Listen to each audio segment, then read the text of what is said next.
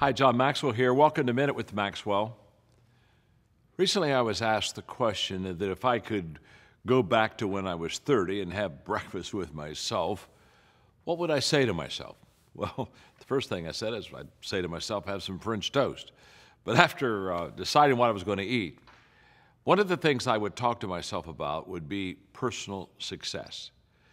And I would share with you that if you're starting off in life and you're quite young in your leadership in your life, that you really want to define for yourself what is success. You see, if I ask you if you want to be successful, every hand is raised. Everybody wants to be successful, but if I ask you to define success, that's a little more difficult because success is very subjective and it means different things to different people. So what I would like to do is I would like to take a moment and tell you what I think success is for me. I don't think you should apply this to your life, but I think it's a good guide for you to define success for yourself.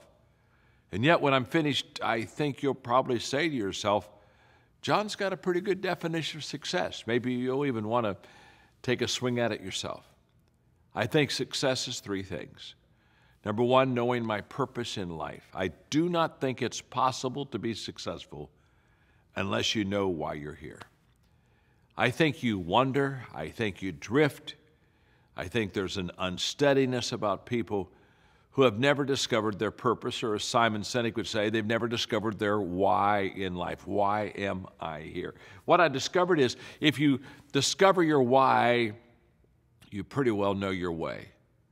The purpose will pretty well set the path for you in life. So I would wish for all of you to find and discover that purpose for yourself, because I promise you, it will anchor you. It'll be a North Star. It'll hold you steady, stable. It'll make you strong, and it'll keep you going on. So I think success is knowing my purpose in life. And yet, I don't think that's success by itself. Secondly, I think it's growing. It's growing to my maximum potential. In other words, it's me taking my strengths, finding my purpose, and then developing myself so that I can be all that I possibly can become.